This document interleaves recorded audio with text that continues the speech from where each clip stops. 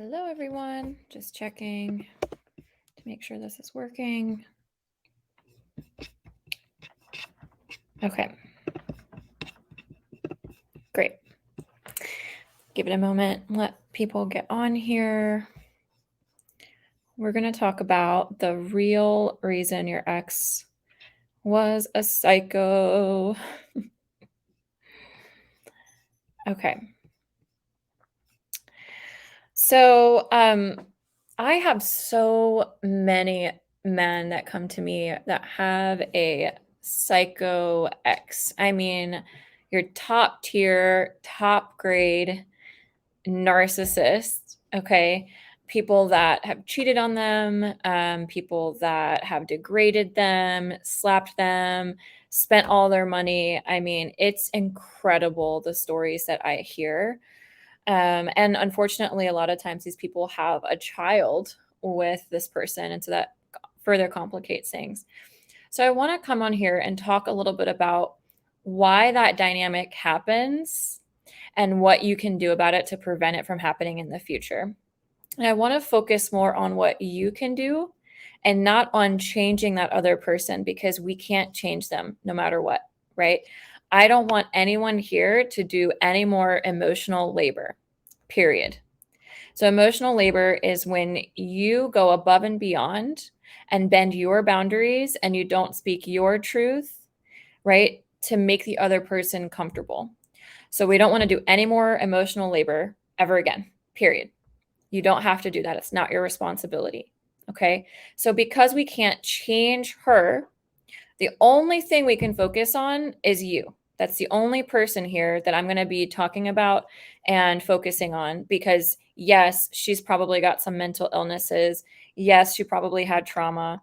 Yes, she doesn't have the relationship tools or she's not an embodied feminine. Like, there's all kinds of stuff that probably is going on for her. But that's not where I'm starting. I'm starting with you because that's all you can do. Okay.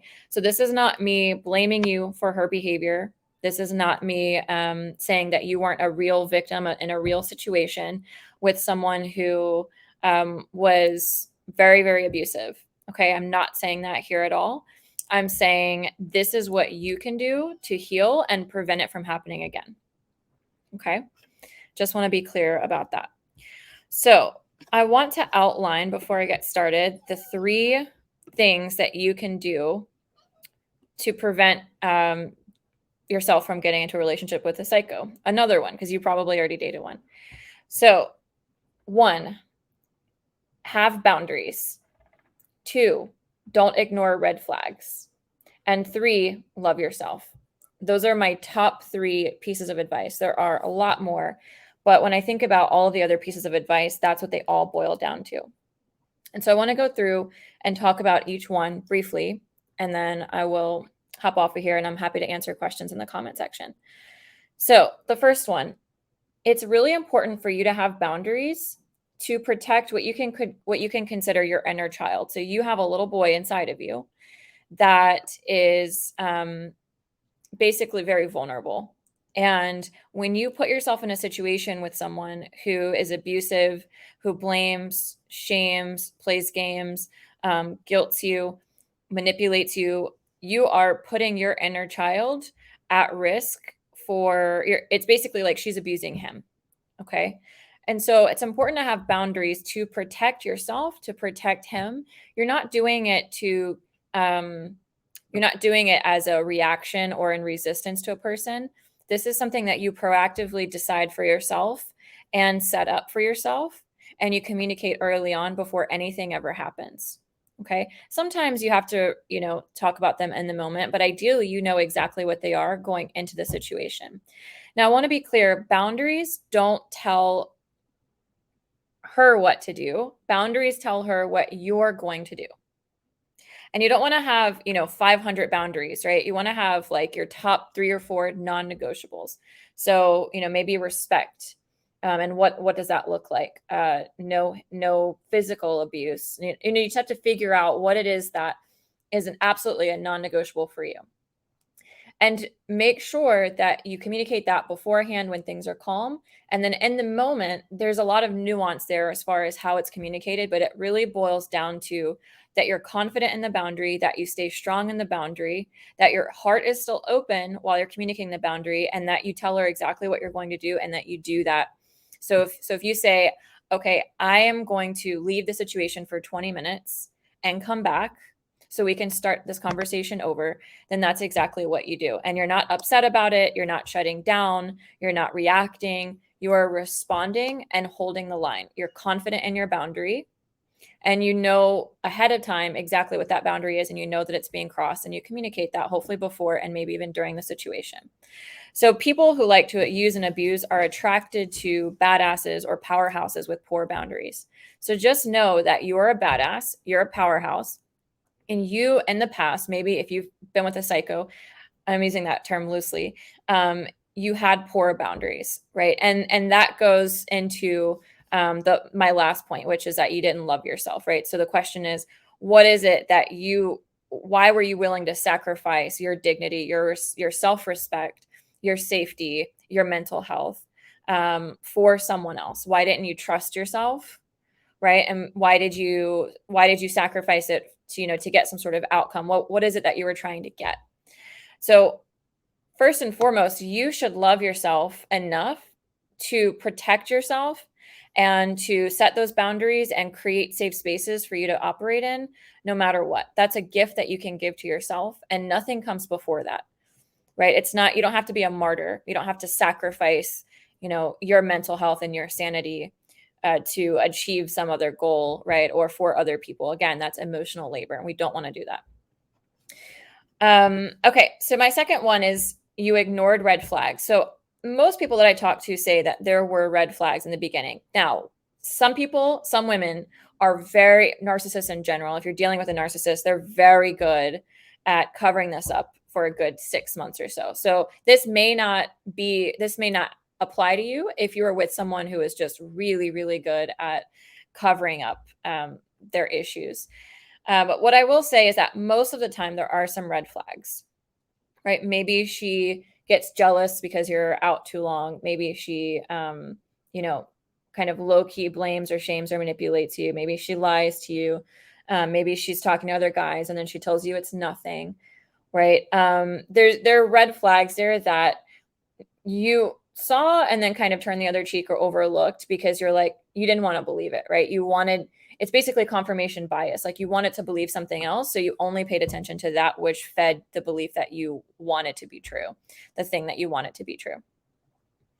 And the last one is you didn't love yourself. So this, like I said earlier, usually goes back to childhood. We don't really teach our young boys how to love themselves. It's kind of like maybe we're afraid they're going to be arrogant or narcissistic if we teach them that. But actually, arrogance and specifically narcissism is a result of someone not loving themselves. It's basically overcompensating and they're trying to convince other people that they're worthy of love because they don't actually believe that they're worthy of love as they are.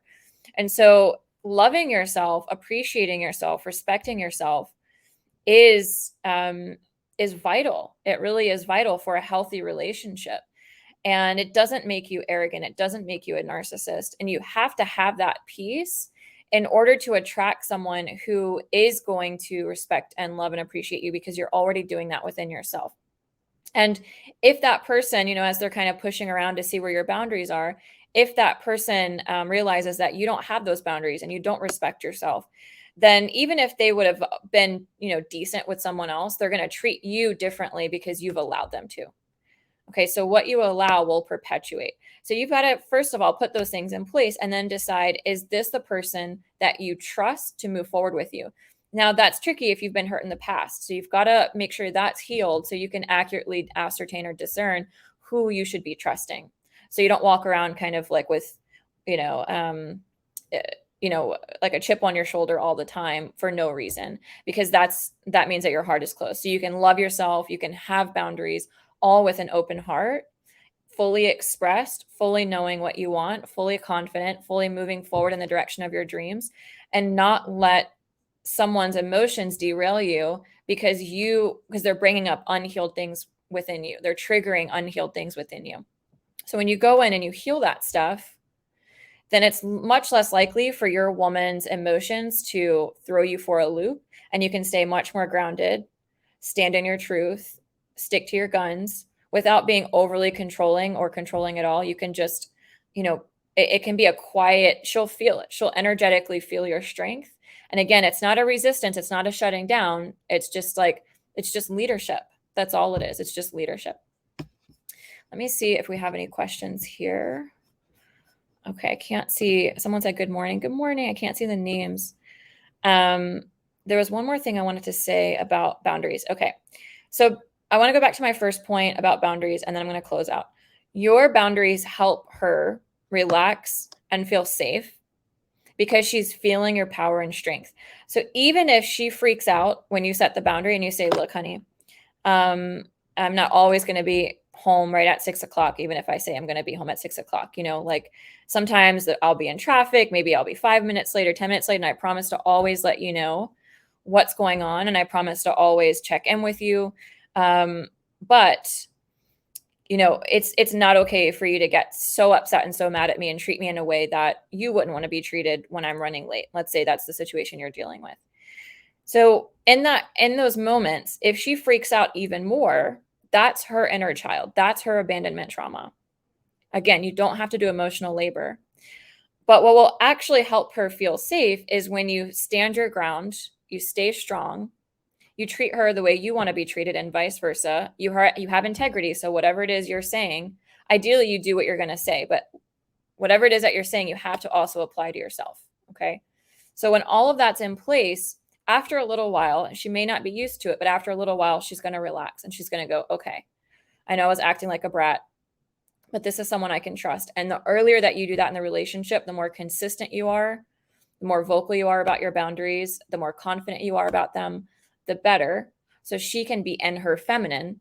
So if she's freaking out, there's something not stable within you because she's responding or reacting to your lack of like you get triggered when she gets upset. That's how you know, right? That there's something unhealed within you, right? And I'm not saying that you shouldn't put her in her place. You can respond to her from a place of not being triggered. It's the trigger that's the problem. Okay. So you're healing your own triggers and then you're responding to her from a place of power and going, no, we're not going to do this.